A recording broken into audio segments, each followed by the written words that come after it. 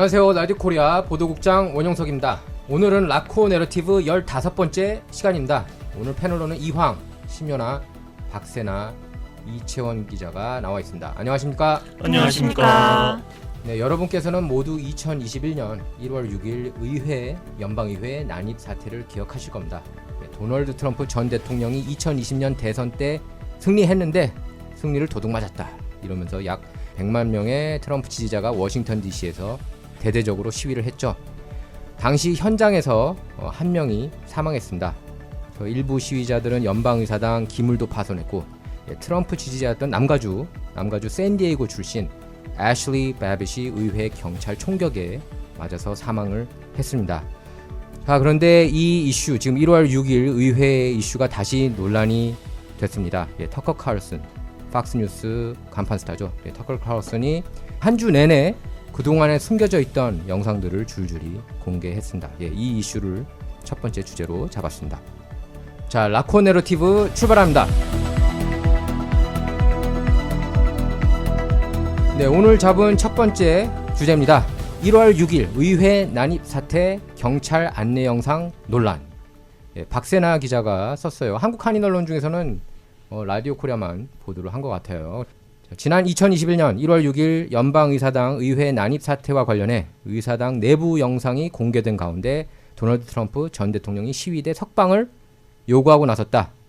뉴욕포스트 보도에 따르면 트럼프는 트루소셜에서 수감된 시위대를 석방하라. 그들은 강성진보의 엄청난 거짓말과 사기에 의해 유죄 판결을 받거나 재판을 기다리고 있다.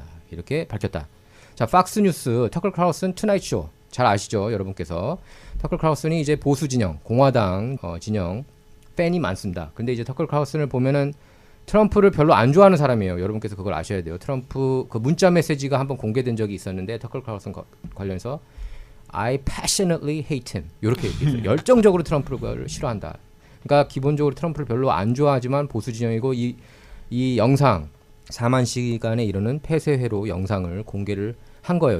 이걸 공개하게 된 이유는 케빈 머카르티 연방 하원 의장이 줘서예요. 터커 칼슨 한 명한테만 줬습니다. 네. 여러 명한테 왜 안 줬냐고 그러니까 이제 케빈 머카르티 측에 따르면 여러 명한테 주면은 이게 조작될 가능성이 있다. 그런 얘기를 했고, 어쨌든 팍스뉴스 터커 칼슨 같은 경우는 그 전에 CNN에서도 이랬고 MSNBC에서도 이랬던 그런 언론인이거든요. 그래서 터커 칼슨에 대한 신뢰도가 높아서 케빈 머카르티가 줬다고 얘기를 하고 있습니다. 자, 그래서 지금 영상들을 여러분께서 다 보셨을 거예요. 영상들을 보면은 가장 그 시위대 하면은 기억났던 사람이 누구예요, 황 기자? 뿔달린, 그쵸? 솥불 쓰고 이제 투구처럼 쓴 사람이죠. 네. 다들 그 사람을 기억을 하실 겁니다. 굉장히 유명하게 TV에 타셨던 분이죠. 그래서 이렇게 그 상의를 벗은 채 솥불 모자를 쓰고 시위를 주도했고 음모론, 큐어난 활동가였어요. 네. 그 제이컵 찬슬리라는 이름입니다. 제이컵 찬슬리 35살 됐고, 그리고 또 해군 출신이에요. 근데 이 사람이 이제 의회 폭동을 주도했다고 많이들 생각을 했습니다. 그동안에. 이 사람 때문에 난장판이 됐구나. 의회 난입 사태 벌어지고. 근데 영상들 공개된 영상들을 보면은 좀 충격적이에요. 거의 9명에 이르는 경관들이 이렇게 안내를 하고 잠긴 그 오피스 문까지 열어주고 이런 영상들까지 공개가 됐습니다. 자, 이번 이슈에 대해서 얘기를 나눌 텐데요. 요나 기자. 네, 이 국회의사당 습격한 시위대가 보통 우리가 알고 있기로는 트럼프의 열성 지지자들로 많이 알고 있습니다. 뭐 공화당 관계자나 또 극우 무장 단체와 뭐 백인 우월주의자들로 이렇게 좀 구성이 돼서 어마어마하게 좀 큰 이슈가 됐었습니다. 이게 도널드 트럼프 대통령 입장에서도 이 사태가 너무 커지니까 자제해달라고 이제 트위터에 또 글을 올리기도 하고요. 그래서 이제 뭐 결과적으로는 그것들이 뭐 트럼프 대통령밖에 이제 진압을 할 수 있는 사람이 없다고 생각을 했기 때문에 이제 보좌하시는 분들께서도 이제 트럼프 대통령에게 그렇게 요청을 해서 그렇게 얘기를 한 걸로 알고 있습니다. 근데 참 저는 좀 이 영상을 보고 나서 느낀 거는 이 경찰이 지금은 어떠한 증거들도 없습니다. 일단 경찰들이 에스코트를 하잖아요. 에스코트를 해요. 뭐 안내 진짜 뭐 의회에 가면 저희가 이렇게 안내해 주 박물관에서 뭐 안내해 주듯이 정말 이렇게 졸졸졸 쫓아다니면서 안내를 해주고 문도 열어주고 잠겼으니까 다른 길로 돌아가자 네. 이렇게 얘기할 정도로 너무 친절하게 네. 이제 열성 지지자들을 안내를 했습니다. 그래서 이게 근데 증거가 좀 없는 부분들도 있는데 이게 뭐 서로 지금 공화당이나 민주당에서는 비판을 서로 하고 있습니다. 네. 우리가 한 게 아니다. 근데 이거는 진짜 좀 한번 깊이 좀 들여다 봐야 할 문제가 아닌가 생각이 됩니다. 예, 기사 이제 세나 기자가 쓰고 계속 관련 취재도 하고 있는데 세나 기자 어떻게 보세요? 저는 지금까지 의사당이 뭐 폭동이고 공격이고 난입이고 이런 단어에 대해서 한 채의 의심도 없었는데 이번 영상을 보고 생각이 완전히 바뀌게 됐어요. 그래서 우리 청취자뿐만이 아니라 미국의 모든 시민들이 이 영상을 모두 한 번씩은 확인해야 된다고 생각합니다. 네. 자, 황 기자 어떤 생각 들던가요? 이번 의회 난입 사태, 네. CCTV 공개. 저는 사실 좀 다른 생각인 게 이게 국회의사당에 침입해서 그거 보시지 않았습니까? 유리창 깨고 뭐 그러니까 일부 그쵸 훌리건들이 네네. 이제 그렇게 하죠. 이제 국회의사당을 침입했다는 것 자체부터가 저는 그걸 보면서 반란이라고 그냥 기사가 나오기도 전에 저건 네. 반란이다라고 생각한 사람이기 때문에 그 이거에 대해서는 사실 그렇습니다. 이 민주당에서 사람들을 동조를 해서 몰래 경찰을 심어놨다든가 뭐 그런 음모론도 나올 수가 있는 거. 아니 사실 영상 저도 봤어요. 보면은 얼마나 친절하게 경찰들이 에스코트를 합니까? 그렇습니다. 그, 그렇죠. 속보를. 그 사람이 이제 주동해가지고 나머지가 들어왔다는 식으로 이제 그렇죠. 얘기가 나왔는데, 네. 예, 그렇죠.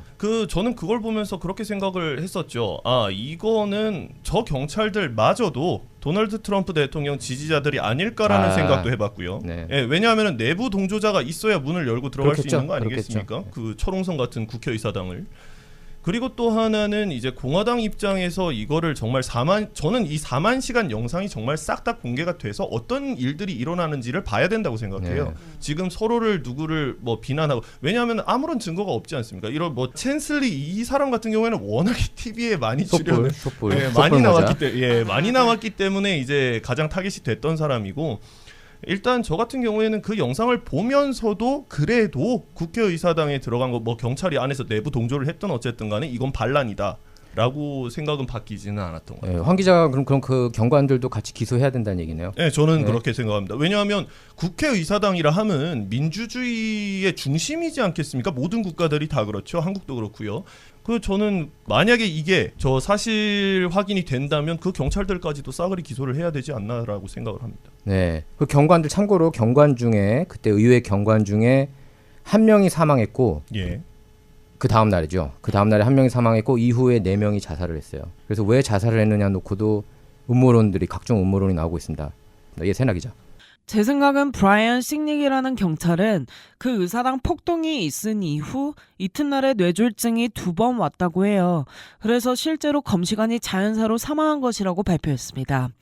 그 다음에 4명의 경찰이 자살로 사망한 것에 대해선 저는 그 의사당의 시위대를 들여보내고 제대로 통제를 못한 데에 대해서 길티함을 느꼈던 것 같아요. 그래서 자살을 한 것이 아닐까 생각을 해봤습니다. 근데 그 주류 언론에서는 맞아서 죽은 걸로 처음에 보도를 많이 했었습니다. 다 근데 오보라고 오보인 걸로 드러났고요. 예, 최원 기자 어떻게 보십니까? 저는 뭐 길티 해가지고 자살을 했다 이런 생각을 안 하고 있고요. 황 선배님이랑 마찬가지로 이 4만 1000시간 중에 극히 일부의 시간이잖아요. 네. 이 영상이. 그래서 제가 생각했을 때는 대선 전에 갑자기 누군가의 책임을 전가를 하려고 이 영상을 푼 게 아닌가라고 책임전가? 그렇죠.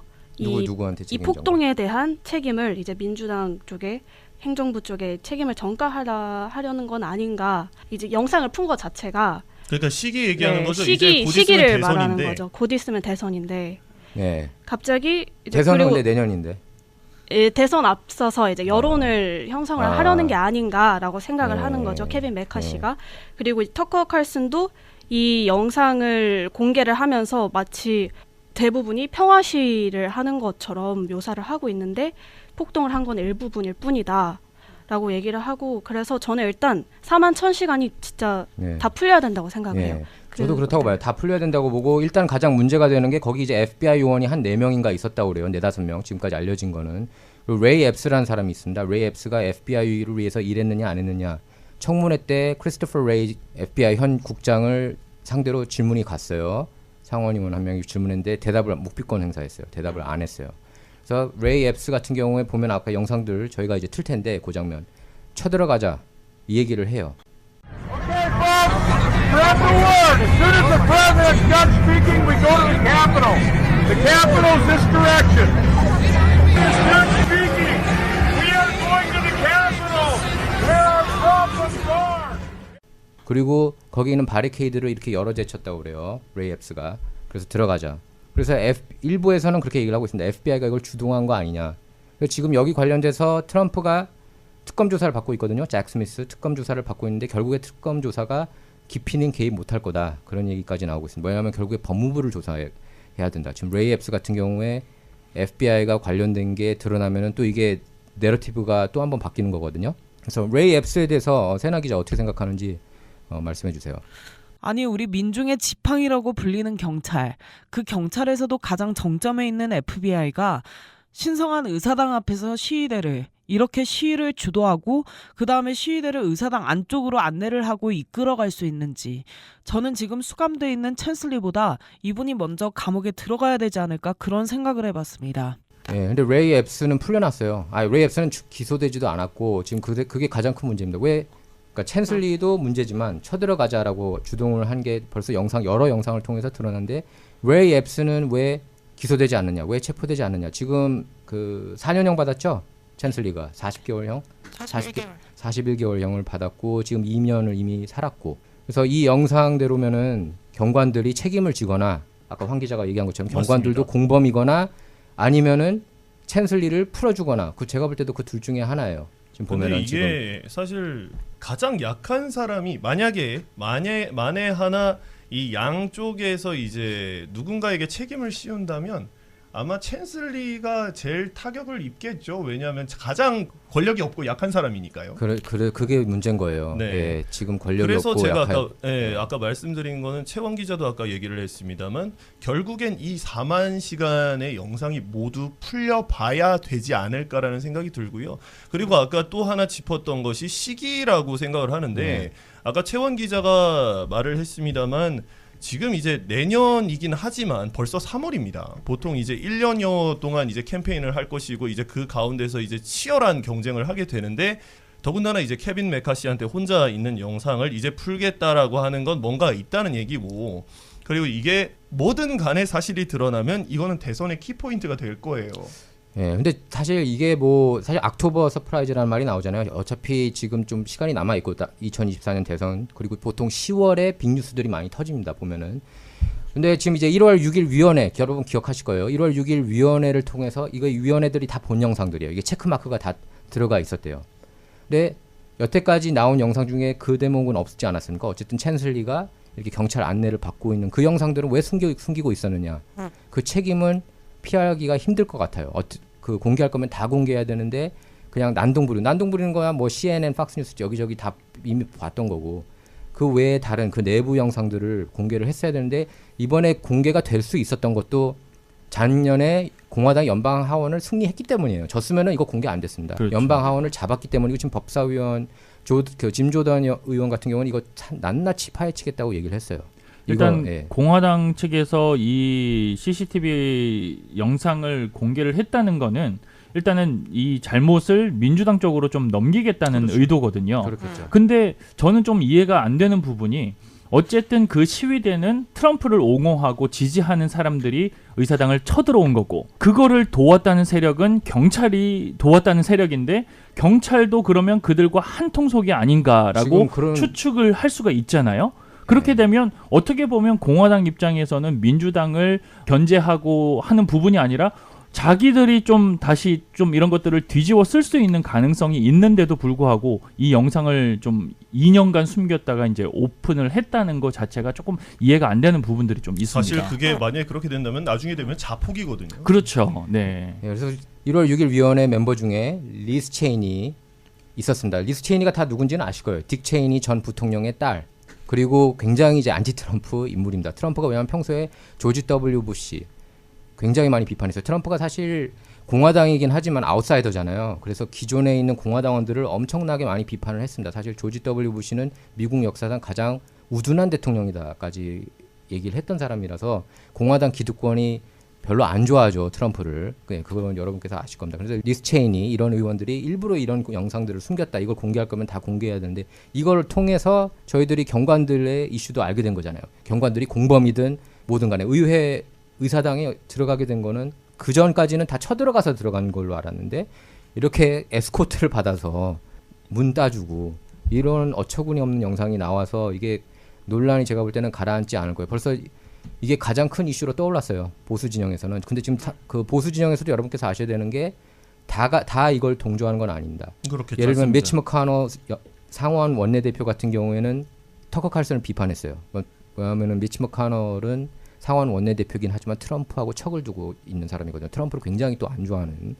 트럼프가 내부적이 많잖아요. 트럼프는 그럼요. 내부에도 많고 외부에도 많은 그냥 사람인데 왕따라고 보시면 지금 사실상 어떻게 보면 그래요. 그 기득권 사회에서는 트럼프를 좋아하는 사람이 거의 없다라고 봐도 과언이 아닌데 그래서 지금 그 미치 머카너 상원 원내대표도 그냥 영상 계속 이렇게 폭로하면 안 된다는 식으로 얘기했어요. 지금 얘기가 지금 메인스트림에서 나오는 게 영상 폭로하면 안 된다예요. 4만 시간도 다 공개하지 말아요. 지금 이거 공개하는 건 문제가 있다.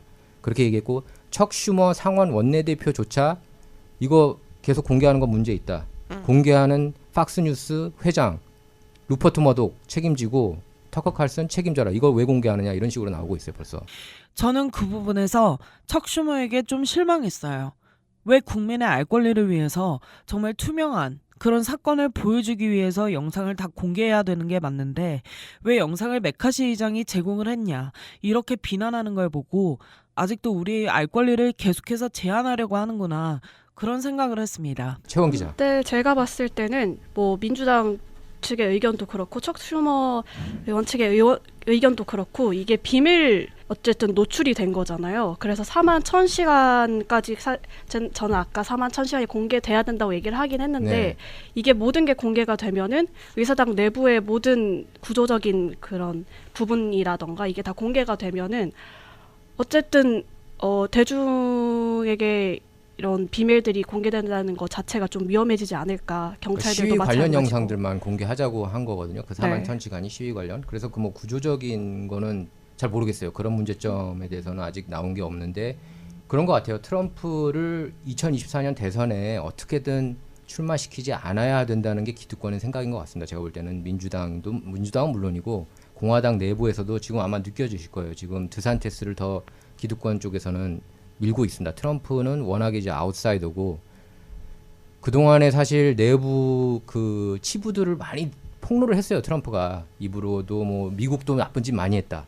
외교적으로. 그러니까 이런 이슈들 때문에 트럼프는 입을 조심히 하지 않고 너무 막말도 많이 하고 기존의 정치권을 너무 뒤흔든다.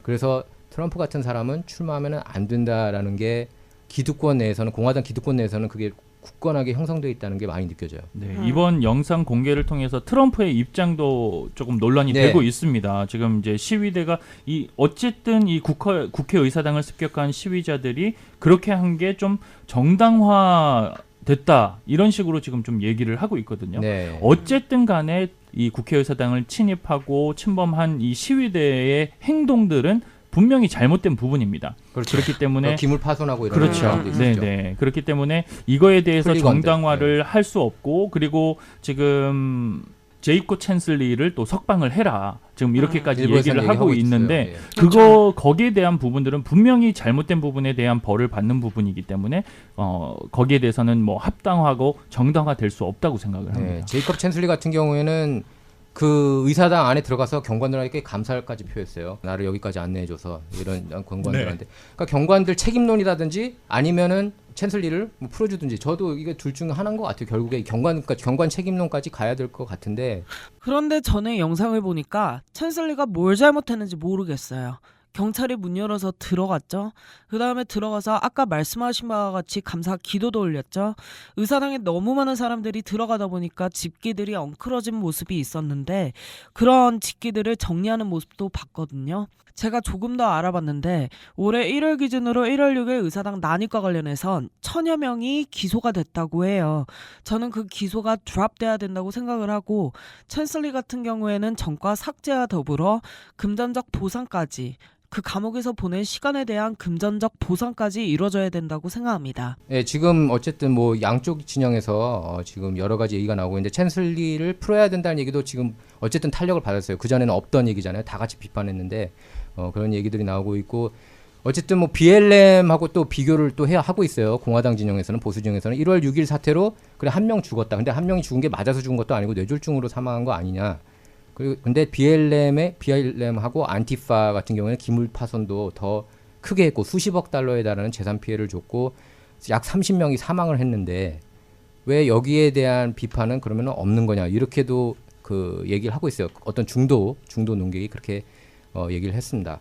어쨌든 요 이슈는 올해 내내 갈 것 같아요. 제가 볼 때 이 이슈가 가라앉지는 않을 것 같고 워낙에 또 1월 6일은 어떻게 보면 공공의 적이었거든요. 그들이 이건 의사당을 이렇게 침입하는 건 말도 안 돼. 그렇게 그 양쪽 진영에서 다 비판했는데 다시 이게 좀 이상하다. 어떻게 이렇게 그 난동을 일으킨 주범이라고 생각했던 사람이 그렇게 평화롭게 안으로 들어갈 수 있느냐. 그 내러티브는 일단은 체인지가 됐다고 볼 수가 있겠습니다. 그리고 또 FBI가 그동안에 했던 행동들이 너무 많이 폭로가 됐거든요. 예를 들면 뭐 리사 페이지, 피터 스트럭 이런 FBI 리드 수사관들이 트럼프 러시아 내통 스캔들 조작이 이제 힐러리 클린턴 캠페인에서 하긴 했지만 그거를 동조해가지고 힐러리 이메일 사건 조기 종결하고 바로 트럼프 러시아 내통 스캔들을 조사 착수했거든요. 그래서 트럼프가 당선되는 건 무조건 막아야 된다. 이런 문자 메시지까지 공개가 됐어요. 그 이슈. 그래서 지금 FBI가 너무 문제가 많다. 지금 레이 앱스도 FBI 요원이냐 아니냐 이 이슈가 지금 화두로 떠올랐다고 할 수가 있겠습니다. 자, 라코 내러티브 두 번째 주제로 돌아오겠습니다.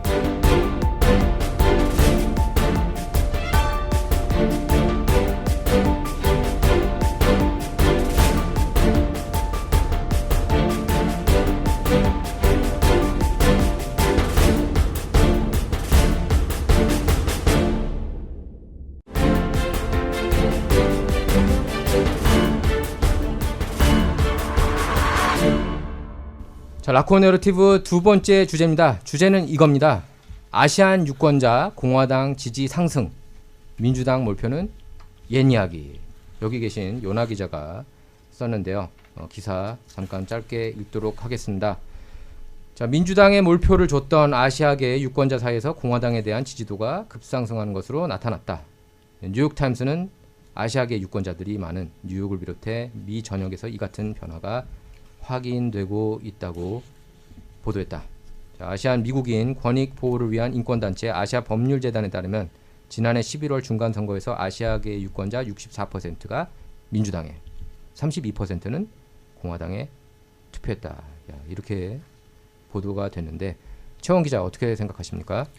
사실 이런 게 요즘 범죄가 많이 늘어나고 그리고 경제적으로 좀 어려운 상황에서 더 좀 공화당 쪽으로 기우는 사람들이 많아질 거라고 생각을 하는데요. 특히 아시안들 그리고 한인을 포함해서 아시안들은 비즈니스를 많이 운영을 하잖아요. 근데 보통 민주당은 저소득층이나 노숙자들을 대상으로 많이 지원을 하고 있기 때문에 특히 캘리포니아주 같은 경우에는 노숙자 수가 늘어나고 이러다 보니까 지원금도 많이 내야 되고 있는 상황이고 그래서 아시안들의 공화당 지지율이 높아지고 있는 것 같습니다. 예, 세나 기자 어떻게 생각하세요?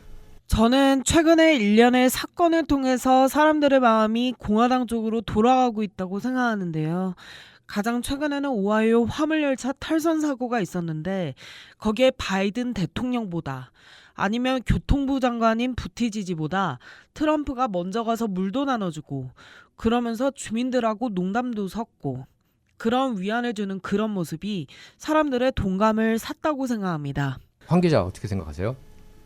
저도 좀 이거 같은 경우에도 최원 기자랑 좀 생각이 비슷한 건 제가 할 말을 지금 최원 기자가 다 해갖고 할 말이 없는데 그 아시안 유권자 중에서 공화당 지지율이 높아졌다. 이 전통적으로 정당 색깔이 짙은 주를 제외하고는 스윙보트 주에서는 전통적으로 고소득 유권자들의 지지율이 이 공화당 지지자들이 지지율이 높거든요. 그렇기 때문에 좀 아시안들의 소득이 높아지지 않았나. 왜냐하면 이 기사 말미에 보면은 그런 그 얘기가 나오고요. 또 하나는 이제 그 아시안 증오 범죄라든가 이런 것들이 정말 팽배했을 때 이 처리가 잘 안 됐죠. 그래서 네. 아시안들이 타겟이 많이 되다 보니 뭐 항상 그렇습니다. 이 정권을 잡고 있는 정당 쪽의 지지율이 낮아지는 게 항상 그렇고요. 그렇기 때문에 저는 그런 시각으로 한번 내다봤습니다. 공권력이 또 비판 많이 받지 않았습니까? 그렇죠. 그 네네. 경찰 예산 삭감하라 이런 거에 대한 반감이 아닌가 싶어요. 또 맞아요. 아시안들이 또 공권력은 또 많이 지지하는 편이고. 아까 보도국장님께서도 말씀을 하셨지만 이런 일련의 사태들의 가장 시작점은 저는 항상 그렇게 봐요. 조지 플로이드 사망 사건 맞아요. 이유다. 네. 네. 요나 기자. 네, 이 기사에 뉴욕 타임스에서 쓴 이 기사에 따르면 좀 자세한 그런 상승 이유, 공화당 지지가 높아진 이유에 대해서는 자세하게는 안 나옵니다. 왜냐하면 그냥 지표 그리고 수치로 이제 이렇게 늘었다라고 이제 조금 제시를 하고 있는데 그 중에 하나가 좀 제가 생각했을 때는 아시안들이 아무래도 이제 뭐 비주류 또 소수계 민족이다 보니까 그리고 이제 거의 대부분 좀 이민자의 경우가 많지 않습니까? 그러면 이 상황에서 이 미국에서 자신들이 살아남으려면 어느 정도 지금 왜냐하면 민주당 같은 경우에는 공화당 같은 경우에는 이민 정책을 상당히 이제 스트릭하게 이제 하고 있고 민주당 같은 경우에는 좀 자유롭게 많이 열어놓는데 많이 열어놓을수록 이제 그만큼 인재들도 많이 들어오고 소수계인 아시안들이 좀 설 자리가 없지 않나 이런 부분들도 좀 생각을 해볼 수 있을 것 같고요. 그리고 뭐 요즘에 좀 중국이나 이런 부분들에 대해서도 네. 같은 아시안이긴 하지만 이제 중국을 좀 밀어내는 그런 정책들 그런 것들도 하나의 좀 기여 요인이 되지 않나 그렇죠. 생각됩니다. 왜냐하면 네. 전국에서 주류 아시안이라고 하면 중국계가 많으니까요. 그렇죠. 그렇죠. 네. 이게 그리고 아시안들만 놓고 봤을 때 좀 그렇다고 하는데 저는 좀 다른 시각으로 봐야 되는 게 우리가 성지라고 하면 민주당은 캘리포니아, 아, 당연하죠. 그렇죠. 네, 그리고 텍사스는 공화당. 우리가 민주당 성지에 살고 있습니다. 그렇죠. 예. 그리고 최근에 들리는 얘기로는 이 캘리포니아주에서 공화당 지지도가 굉장히 높아졌다. 그런데 반대로 봤을 때 텍사스주에서는 어떠냐? 그래서 제가 지난 2014년부터 이 최근 2022년 중간 선거 지지율을 좀 주지사 지지율을 좀 봤습니다. 네. 그랬더니 지난 이 그렉 에봇 주지사가 2014년 결과 59.3% 지지율로 당시에 이제 웬디 데이비스 후보를 38.9%로 이겼단 말이에요. 그리고 2018년에 그렉 에보트 주지사가 55.8%, 민주당 루프 발데스 후보가 42.5%로 2위를 차지하면서 또 이겼어요. 네. 그런데 이번에 2022년을 보면 54.8% 베토 오르크 후보가 맞아요. 43.9%죠. 근데 이걸 보면 테드 크루즈가 그때 당선됐죠. 아 그렇죠. 네, 테드 네. 크루즈가 간신히 그때 이겼습니다. 네, 이게 지금 이 텍사스 주에서도 민주당 색깔이 점점 짙어지는 거 아니냐. 그래서 제가 이제 폴리티코와 뉴욕타임스 데이터를 네. 토대로 지금 말씀드리는 겁니다. 그리고 이제 지도가 나오잖아요. 지도에서 보면 한 2014년부터 2018년까지 대도시들에서도 빨간색이에요. 네. 공화당이죠.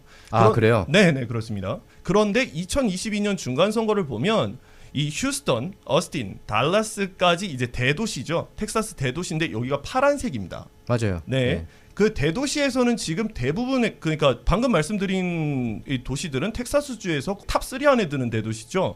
근데 여기서 민주당이 지금 석권을 했다. 원래 대도시들은 네, 그렇죠. 시골주에서도 좀 약간 민주당 상향을 보여요. 예. 그렇습니다. 그렇고 또 하나 짚어야 될 것은 도널드 트럼프 대통령 전 대통령이 이제 처음에 초선에 네. 힐러리 전 국무장관이랑 붙었을 때가 2016년입니다. 그때 도널드 트럼프 전 대통령이 78%, 그리고 힐러리 전 국무장관이 19.9%로 아주 대승을 거뒀죠. 네. 도널드 트럼프 대통령이. 그런데 다음 선거에서 이 도널드 트럼프 대통령이 그 조 바이든 대통령이랑 2020년에 붙지 않았습니까? 네. 그런데 도널드 트럼프 대통령은 52%, 조 바이든 대통령이 46.5%까지 따라붙었었어요. 네. 그렇다는 것은 텍사스 주에서도 이 공화당 성지라는 텍사스 주에서도 민주당 색깔이 짙어졌다. 네. 이게 민주당을 옹호하자는 것이 아니라 네.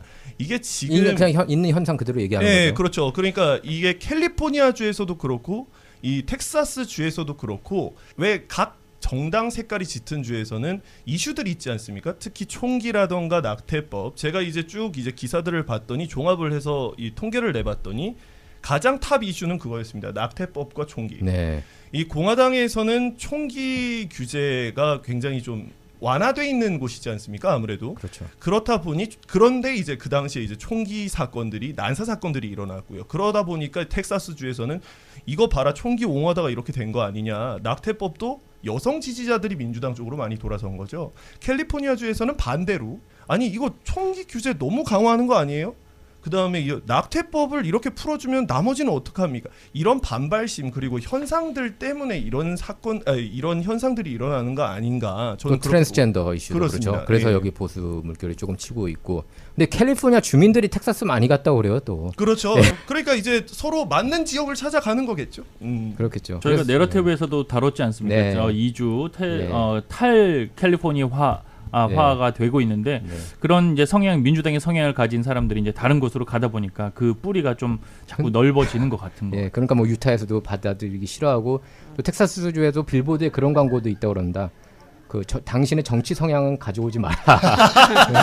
이렇게도 또 한다고 그래요. 아 근데 텍사스주 굉장히 매력 있다고 생각하는 건 제가 이제 텍사스주에서 좀 많이 만나 뵌 적이 있는데 네. 그렇다고 그래요. 대저택들이 여기 콘도 사는 돈이면 대저택을 아, 그러니까요. 산다고. 그리고 그 세금 혜택도 굉장히 많고요. 그러니까 가는 거죠. 아, 거기 그렇죠. 가서 예, 여기는 비싸고 세금도 많고 제가 생각했을 때는 그 주에 살면은 그 거주민들은 단점들이 더 잘 보이잖아요. 왜냐하면 직접적으로 닿는 맞아요. 거니까. 그렇죠. 그러니까 캘리포니아주는 텍사스로 가고 싶고 텍사스 사람들은 캘리포니아주로 가고 싶고 아. 좀 이런 현상인 것 같아요. 예, 주거니 받거니 하는 네, 거. 그렇죠. 예, 알겠습니다. 예, 어쨌든 이민자들이 원래 초반에는 다 민주당 성향이 많잖아요. 그리고 또 특히 이제 불체자들 같은 경우에 미국 같은 경우에는 불체자가 워낙 많으니까 그럼 사실상 제가 볼 때는 양당이 안 막았어요. 이득을 취한 거죠. 불체자를 통해서.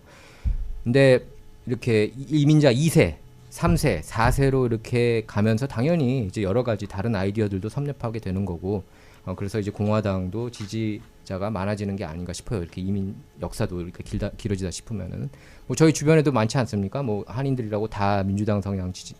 물론 아직도 민주당이 더 많기는 하지만 가면 갈수록 이렇게 공화당이 이번 조사에서와 마찬가지로 많아지는 것을 느낄 수가 있습니다. 그리고 뭐 경제 측면에서도 지금 공화당 쪽으로 가시는 분들 굉장히 많을 거예요. 예, 맞아요. 경제도 그렇고 특히 이제 뭐 경찰 예산 삭감, 아까 얘기한 것처럼 트랜스젠더 이슈에 대해서도 아시안들이 좀 그런 이슈에 있어서는 보수적이잖아요. 보수적이죠. 그래서 그 이슈에 대해서 굉장히 많이 분노를 해서 미 전역에서 아시안들이 좀 더 보수화가 되는 게 아닌가 싶습니다. 제가 정당 관련해서도 뭐 스트릿 사운드를 통해서 이제 좀 인터뷰를 해보면 네. 그런 경우들이 많았어요. 이게 딱 어느 특정 정당을 내가 지지한다라기보다는 좀 젊은 층일수록 이 정당에서 내는 이런 안건에 대해서 안건을 쫓아가는 편이고 이제 정책을 따라서 가는 편이지 무조건 옛날처럼 정당을 나는 민주당이니까 네. 민주당을 해야지 공화당을 해야지 이게 아니고 그냥 좋은 법안에 대해서는 이런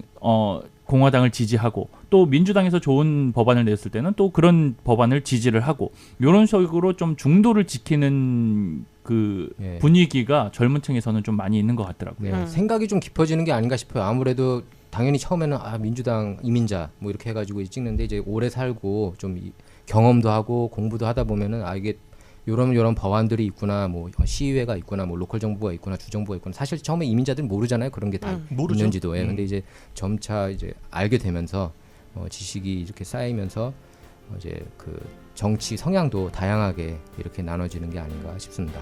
자, 라코 내러티브 세 번째 주제로 돌아오겠습니다.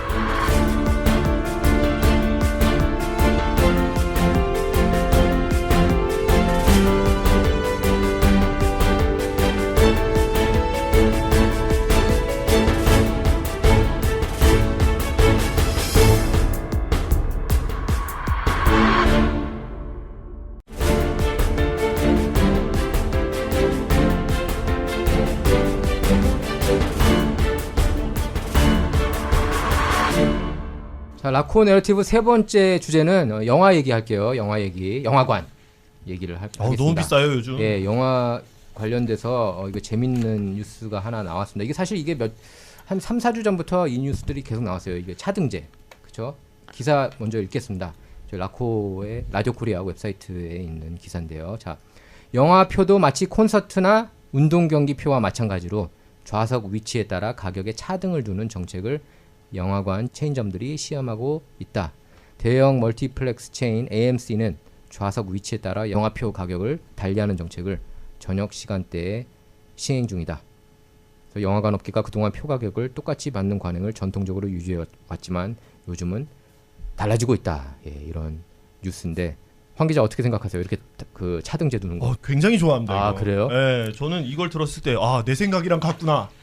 제가 애지간하면은 중립을 지키려고 저희 기자들은 그러지 않습니까? 예. 근데 이거는 정말 쌍수를 들고 환영을 했던 게 그 보통 어디 좌석들 좋아하시나요? 가운데죠. 조금 네, 가운데. 그렇죠. 가운데 맨 뒤도 아니고 딱 그렇죠. 가운데. 예. 저는 가장 좋아하는 자리가 중간에 보면 복도 있지 않습니까? 맨 앞좌석이랑 그다음 뒷좌석들 맞아요. 사이에 맞아요. 복도가 있어요. 화장실 가려고. 그게 아니라 거기 좌석은 이제 장애인석이 이렇게 그 휠체어들이 들어갈 수 있는 공간이 있어서 맞습니다. 앞이 넓습니다. 맞아요. 네. 네, 맞아요. 그래서 그 자리를 굉장히 선호를 하거든요. 근데 그 자리는 항상 꽉 차요. 사람들이 그 자리를 저랑 생각이 똑같지 않겠습니까? 제일 잘 보이고 그 제일 편하니까. 넓고 그러죠. 다리를 쫙 뻗을 수 있다는 거죠. 네네. 한 번은 제가 The Greatest Showman인가요? 네, 그 몇년 전에 나왔죠. 뮤지컬 영화를 보러 갔었을 휴 잭먼 때 나오는 거. 너무 인기가 좋아서 자리가 없는 거죠. 근데 제가 어디서 봤냐면 맨 앞줄에서 봤거든요. 그럼 이렇게 고개 들면서 봤겠네. 고개가 부러지는 줄 알았어요. 근데 그거를 똑같은 가격을 내고 봤단 말이에요. 저는 이거 기사 딱 봤을 때 그래 이거는 차등제 둬야지라고 생각했어요. 네. 최원 기자 어떻게 생각하십니까? 근데 저는 좀 반대로 생각을 하는 게 만약에 차등제를 두게 되면 저는 영화관을 방문을 안 하고 차라리 기다리고 집에서 찾아서 볼 것 같아요. 네. 이유가 있나요? 갑자기 제가 원래 앉던 자리가 비싸지거나 돈 더 주고 이렇게 되면은 그리고 영화 인더스트리도 마찬가지로 좀 젊은 층들이 이렇게 되면은 영화관을 덜 찾을 거라는 얘기도 나오는데 그렇다 보면은 영화 인더스트리도 좀 악화가 되지 않을까라고 생각을 합니다. 네. 세나 기자 어떻게 생각하세요? 네, 저는 차등제 엄청 좋아해서 우연히 영화관 맨 앞쪽에서 영화를 본 적이 있었는데 그때 목도 엄청 아프고 그 다음에 영화를 감상하는 그 감상의 차이, 정도의 차이가 있더라고요. 그 앞에 보니까 뭐 잘 들리지도 않는 것 같고 화면도 눈에 다 안 들어오다 보니까 이해하기가 조금 힘들고 네, 그런 면에서 저는 차등제가 공정하다고 생각합니다. 저도 예전에 그 트랜스포머 3인가 그 영화를 이제 극장 가서 봤는데 늦게 가가지고 맨 앞에서 봤는데 화면 내용이 하나도 안 들어오고 정말 그 목도 아프고 그렇죠. 뭘 했는지 모르겠더라고요. 그 2시간 동안 뭘 봤는지 모르겠더라고요. 자, 요나 기자 어떻게 생각하세요? 저는 조금 다르게 생각을 하는 게 저는 채원 기자랑 좀 비슷한 네. 생각인데 제가 또 선호하는 자리는 이게 정중앙도 아닙니다. 정중앙이 아니고 살짝 가운데에서 한두 칸 앞쪽에 왼쪽 편을 좋아합니다. 굉장히 디테일하시네요. 저도 마찬가지예요. 네, 왼쪽 왜냐하면 편에. 이게 똑바로 고개를 들고 있다기보다는 살짝 비스듬하게 해서 한 네, 화면을 맞아요, 전체적으로 다 볼 수 있거든요. 훨씬 더 편하다고 생각을 살짝 왼쪽이나 정가운데보다. 네. 그리고 오른손잡이는 왼쪽에 앉는 게 맞고 왼손잡이는 오른쪽에 앉는 게 맞대요. 아, 그렇게요. 그렇죠. 네. 그렇게 해서 이제 화면을 조금 비스듬하게 해서 한눈에 이제 왔다 갔다 가운데 앉으면 이제 왼쪽에서 나오면 왼쪽을 쳐다봐야 되고 이렇게 하는데 한쪽에서는 한 화면에 다 볼 수가 있거든요. 아, 그래서 뭐 저는 개인적으로는 그 자리를 선호를 하긴 하지만은 이거를 차등제로 줬을 때는 그러면 이제는 앞자리에 앉는 사람들은 아마 없을 것 같습니다. 그렇겠죠. 네, 네. 앞자리나 아예 안 뭐 앉겠죠. 제일 뒤나 뭐 조금 우리가 구석자리인 이런 데는 앉을 사람이 없을 근데 거고 더 싸잖아요. 더 싸니까 앉겠죠 또. 또 싸다고 해서 그게 얼마 정도까지 금액이 책정될지는 저희도 잘 모르겠지만은 일단은 좀 선호를 하지 않을 것 같고 그리고 만약에 제가 이 영화를 이 시간에 꼭 봐야 되고 원하는 자리가 있는데 그 자리가 찼어요. 다 차 있으면 보기 싫어지는 거죠.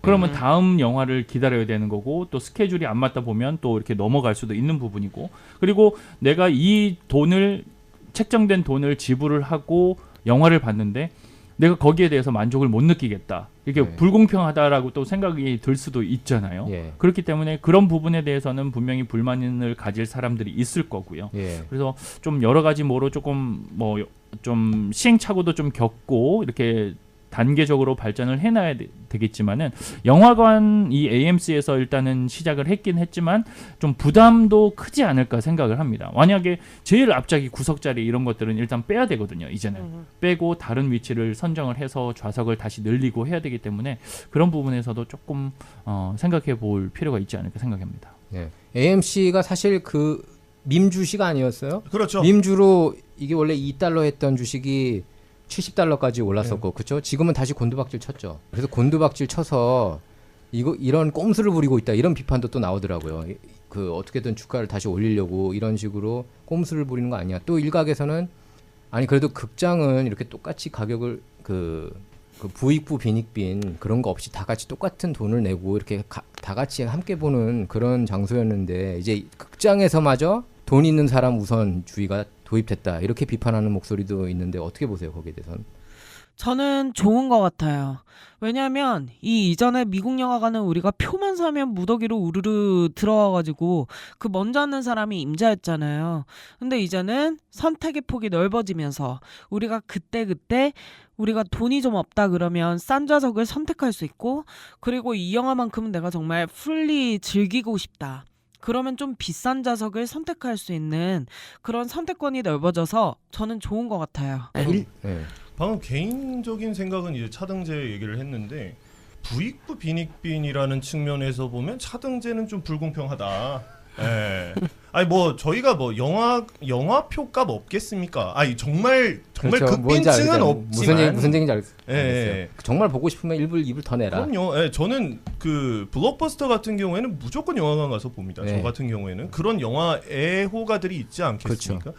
그리고 AMC 아까 주식 얘기하셨는데 사실 지금 AMC 같은 경우에는 워낙에 지금 요즘에 뭐 이런 스트리밍 서비스가 잘 돼 있기 때문에 영화관을 잘 안 가죠. 그렇기 때문에 지금 AMC 같은 경우에는 사활을 걸었다라고 보고 있고요. 뭐든 간에 그런 상황 속에서 이제 차등제가 나왔고, 근데 놀이동산들 가보시지 않았습니까? 거기도 티켓별로 줄 안 있죠. 서고 들어가는 게 있고, 있죠. 예. 그런데도 갈 사람들은 가거든요. 네. 예, 근데 이거는 부익부 빈익빈 같은 경우에는 영화관에서마저 이렇게 차등을 둬야 되는가라는 측면에서는 개인적으로는 이거는 좀 불공평하다. 네. 그러니까 한편으로는 이 영화 스크린이 뭐 저희가 뭐 다저스 스타디움이라든지 뭐 LA 레이커스 농구장을 가보면 진짜 조금 저렴한 데는 뒤에 맞아요. 있습니다. 안 보여요. 안 보입니다. 개미처럼 솔직히. 보이죠? 네. 그걸 되게 불편해요. 그렇죠. 그 내야수들이 뛰는데 저게 누군지도 모르겠고 교체가 됐는지도 모르겠고 위에 햇빛도 안 가려져서 머리가 맞아요. 정수리가 타들어가요. 그렇기 때문에 돈 주고 볼만하다 이런 차등이 확연하지 않습니까? 네. 근데 영화관 같은 경우에는 스크린이 뭐 어느 정도의 크기가 다 보장이 돼 있기 때문에 이걸 굳이 차등을 둬서 하기는 좀 그럴 바에는 저도 채원 기자처럼 그냥 집에서 보겠습니다. 그 배트맨 보셨는지 모르겠지만 더 배트맨, 더 배트맨 그리고 스파이더맨 노웨이 홈 이런 블록버스터 기대작의 경우에는 첫 주말 표를 더 비싸게 또 받았다고 그럽니다. 실제로 첫 주말 표 그다음에 2주째 때 좀 줄이고 좀 더 저렴하게 팔고 이건 어떻게 생각하세요? 첫 주 때 더 비싸게. 근데 아무래도 그거 같은 경우는 뭐 조조 할인 요즘에도 하나요? 조조 할인 있어요. 네. 미국도 네. 마트네. 네. 예, 있어요. 조조 할인이랑 비슷한 개념 아닐까요? 저는 예. 그거는 괜찮다고 봅니다. 이것도 다 동의하세요? 첫 주는 더 받아도 된다. 왜냐면 첫 주 때 제일 핫하잖아요. 첫 주 때 제일 핫하죠. 그리고 첫 주 때 봐야 재밌어요. 그렇죠. 스포일러도 안 보고 이게 아. 또 막 궁금해서 이렇게 검색도 하게 되잖아요. 관련 뉴스를. 근데 이제 근데 요즘 극장이 많이 차 있나요? 제가 요즘 극장을 안 가봐가지고 모르겠는데. 극장 첫 주는 꽉 차죠. 그래도 꽉 대부분 차죠. 블록버스터는 그렇죠. 저도 블록버스터는 웬만하면 극장에서 보자주의거든요. 돈을 저만큼 줬으면은 그래도 좀 제작비를 많이 썼으니까 나도 보면서 안 아깝겠다는 생각이 들겠다 그런 생각이 그 들어요. 탐 크루즈 영화 최근에 했던 그 매버릭 있잖아요. 탑건 매버릭. 그건 탑건 매버릭은 몇 주 동안 자리가 없었습니다. 예. 첫 주, 둘째 주는 자리가 꽉 차 있었어요. 못 가요. 네. 그래서 그 첫 주에 이렇게 더 받겠다고 했는데 첫 주는 제가 볼 때 다 팔릴 것 같아요. 이렇게 올려도 가격을 그렇겠죠. 올려도. 예. 근데 극장마다 또 오불 극장 이런 데도 있더라고요. 미국 보니까 이렇게 저렴하게 상영하는 그런 극장들. 저희 CGV도 마당몰 CGV도 뭐 어떤 특정 요일이 있었었어요. 맞아요. 화요일이었나요? 화요일. 수요일이었나? 네. 뭐 네. 그 날에는 좀 반값으로 아니면 뭐 되게 네, 맞아요. 저렴한 금액에 볼 수 AMC도 있게끔. 마찬가지로 네. 화요일이면 멤버십 있으면 5불로 그러니까 이제 슬로우한 이 주가 있으면 그 날은 예. 예, 저렇게 하는 거죠. 보통 화요일이 제일 슬로우한가 봐요. 그렇죠? 그런 건 잘 모르겠는데 어쨌든 화요일만 되면은 이제 저는 극장을 찾아갔어요. 멤버십이 있으니까. 네. 그렇구나. 최원 좀 기자는 싸게 혼자서도 잘 보니까. 갑니다. 아니 영화 혼자서도 볼 수 있죠. 저도 혼자 안 많이 보죠? 봅니다. 네, 저도 혼자 네. 보고 황 기자는 안 가. 많이 혼자 봤습니다. 안 가나 보네. 죄송합니다. 네. 영화를 누가 어떻게 혼자 가나 비판하는 사람이 아유, 같이 가면은 이게 영화 집중도는 조금 떨어지는 것 같아요. 잡담도 하게 되고 근데 혼자 가면 이제 영화만을 위해서 이렇게 딱 이렇게 집중하게 되고 가려면 아까 살짝 왼쪽이나 살짝 오른쪽이 더 좋다고요? 그거는 과학적인 근거가 있는 얘기예요? 아니면 그냥 단순히 어떤 평론가가 그렇게 얘기를 한 건가요? 제 경험상 경험상? 네, 경험상으로도 훨씬 왼쪽이 한눈에 그냥 싹 다 들어오더라고요. 네. 이게 좌우 고개를 돌릴 필요 없이 한눈에. 그리고 예전에 한국에서 영화를 볼 때는 미국 영화나 이런 것들이 요즘에는 자막이 좀 아래쪽에도 나왔지만 옛날에는 오른쪽이 이렇게 맞네. 세로로 나왔습니다. 옛날에는. 예, 네. 그래서 옛날에 그 영화를 볼 때도 이렇게 왼쪽에서 보면 화면과 자막이 함께 보이기 때문에 되게 좋았었던 기억이 있습니다. 네, 여러분은 지금 굉장히 옛날 얘기를 듣고 계세요. 사실 옛날에 신문도 그렇게 읽었죠. 아, 그렇죠. 네. 네. 이게 세로로 돼 있었으니까. 여기서 최원 기자하고 세나 기자는 무슨 얘기하나? 아니, 신문은 그런 걸 봤는데 영화 자막이 영화 자막도 그랬어요. 네, 영어 자막도 자료도 못 오른쪽 봐서. 상단에 이렇게 세로로 나왔었어요. 다시 한번 말씀드리지만 굉장히 옛날 얘기입니다. 대한뉴스는 아나요? 대한뉴스 알아요? 그거는 또 자막이 그렇게 나와 있나요? 아니 대한뉴스라고 항상 영화 시작하기 전에 그 뉴스 시간이 있었어요. 모르는구나. 전혀 무슨 얘기 하나 표정이 지금 영화 황당한 표정 짓고 시작하기 있습니다. 전에 뉴스 시간이 기자. 있어요. 저도 네. 못 봤습니다. 그거는. 대한뉴스 못 봤어요? 아, 그럼요. 저 요나 기자도? 저는 기억이 있습니다. 영화에는 영화에서 대한 뉴스 네. 하면서 하는 거 본 네. 거. 그 옛날에는 전두환 전 대통령도 가끔 나와가지고 인사하고 영화 전에 네, 영화 국회에 전에. 대한 경례하고 그랬습니다. 네, 네. 저는 전두환 대통령 집권 시절에 태어났습니다. 아, 네. 그러니까 모르는 남들이 저보고 나이가 이 내러티브 들으시고 도대체 몇 살이냐고 하는데 네, 저는 87년생입니다. 아, 네. 예. 아무튼 저기 최원기 무슨 얘기하고 있었죠? 충격 최원기죠? 먹었어요. 예, 맞는 것 같아요. 약간 좀 살짝 왼쪽, 살짝 오른쪽. 저는 맨날 정가운데만 고집을 했는데 앞으로 좀 시도해봐야 될 것 같아요. 약간 왼쪽에서 한번 봐야겠다 그런 생각까지 들었습니다. 자, 오늘 라코 내러티브 방송은 여기서 마치도록 하겠습니다. 예, 청취자 여러분 소감은 저희 유튜브 게시판을 통해 전해주시기 바랍니다. 애청해주셔서 감사합니다. 감사합니다.